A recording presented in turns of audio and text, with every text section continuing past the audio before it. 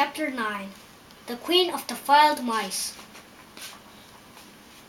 "We cannot be far from the road of yellow brick now," remarked the Scarecrow, as he stood beside the girl, "for we have come nearly as far as the river carried us away."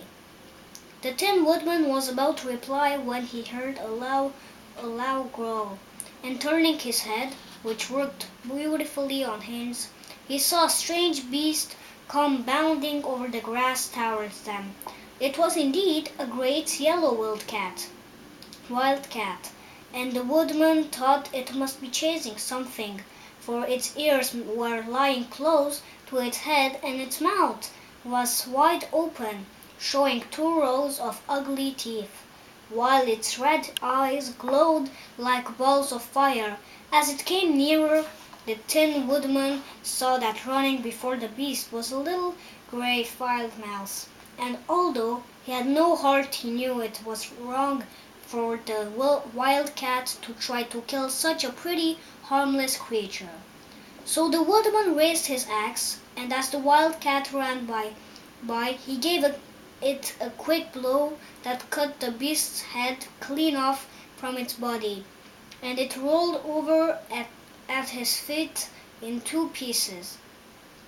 The wild mouse, now that it was freed from its enemy, stopped short, and coming slowly up to the woodman, it said in a squeaky-like voice, "Oh, thank you ever so much for saving my life."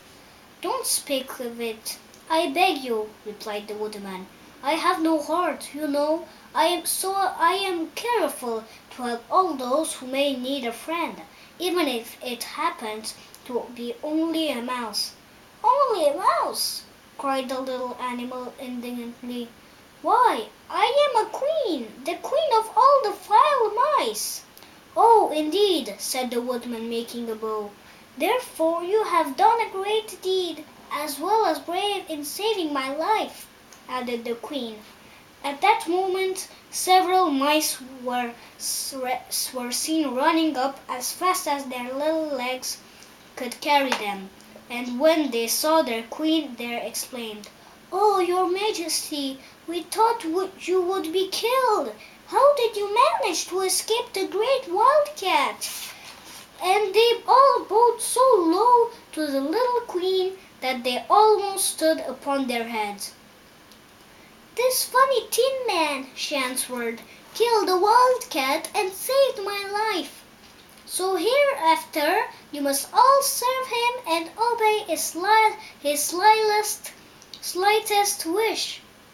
"We will!" cried all the mice in a shrill chorus, and then they scampered in all directions, for Toto had awakened from his sleep, and seeing all these mice around him, he gave one bark of delight and jumped right into the middle of the group. Toto had always loved to chase mice when he lived in Kansas, and she saw no harm in it.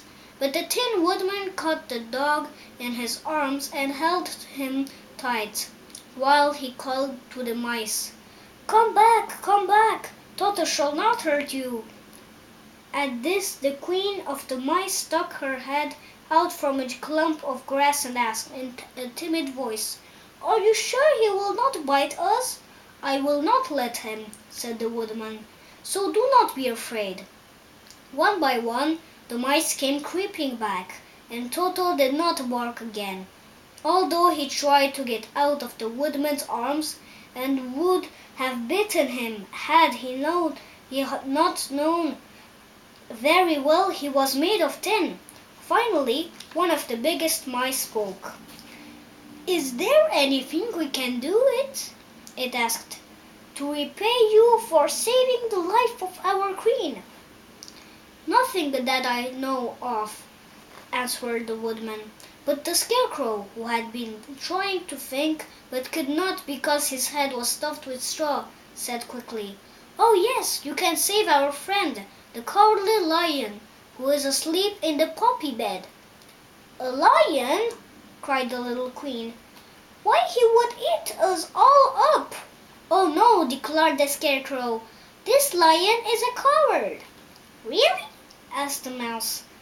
"He says to himself," answered the Scarecrow, "and he would never hurt anyone who is our friend. If I will help us to save him, I promise that he shall treat you all with kindness." "Very well," said the Queen. "We will trust you. But what shall we do?" "Are there many of these mice which call you Queen and are willing to obey you?" "Oh yes, there are thousands," she replied. "Then send for them all to come here as soon as possible, and let each one bring a long piece of string." The Queen turned to the mice that attended her and told them to go at once and get all her people. As soon as they heard her orders, they ran away in every direction as fast as possible. "Now," said the Scarecrow to the Tin Woodman, "you must go to those trees by the riverside and make a truck that will carry the lion." So the Woodman went at once to the trees and began to work.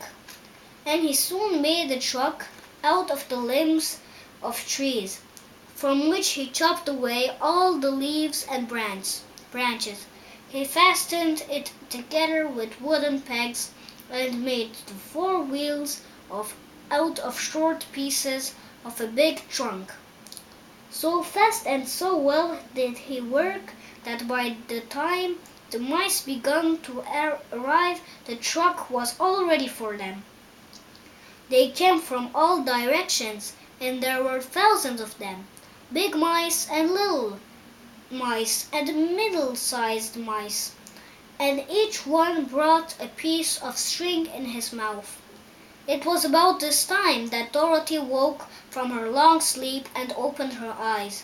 She was greatly astonished to find herself lying upon the grass, with thousands of mice standing around and looking at her timidly. But the Scarecrow told her about everything, and turning to the dignified little mouse, he said, "Permit me to introduce to you Her Majesty," said the Queen. Dorothy nodded gravely, and the Queen made a courtesy, after which she became quite friendly with the little girl. The Scarecrow and the Woodman now began to fasten the mice to the truck, using the strings they had brought. One end of a string was tied around the neck of each mouse and the other end to the truck. Of course, the truck was 1,000 times bigger than any of the mice who were to draw it. But when all the mice had been harnessed, they were able to pull it quite easily. Even the Scarecrow and the Tin Woodman could sit on it, and were drawn swiftly by their queer little horses to the place where the lion lay asleep. After a great deal of hard work, for the lion was heavy, they managed to get him up on the truck. Then the Queen hurriedly gave her people the order to start, for she feared if the mice stayed among the poppies too long, they also would fall asleep. At first the little creatures, many thought they were, could hardly steer the heavily loaded truck, but the Woodman and the Scarecrow both pushed from behind, and they got along better. So soon they rolled the lion out of the poppy bed to the green fields, where he could breathe the sweet, fresh air again, instead of the poisonous scent of the flowers. Dorothy came to meet them, and thanked the little mice warmly for saving her companion from death. She had grown so fond of the big lion, she was glad he had been rescued. Then the mice were unharnessed from the truck and scampered away through the grass to their homes. The Queen of the Mice was the last to leave. "If ever you need us again," she said, "come out into the field and call, and we shall hear you and come to your assistance. Goodbye! Goodbye! They all answered, and away the queen ran, while Dorothy held Toto tightly lest he should run after her and frighten her. After this they sat down beside the lion until he should waken, and the Scarecrow brought Dorothy some fruit from a tree nearby, which she ate for her dinner. That was the chapter 9. The chapter 10 is the Guardian of the Gate on the next video.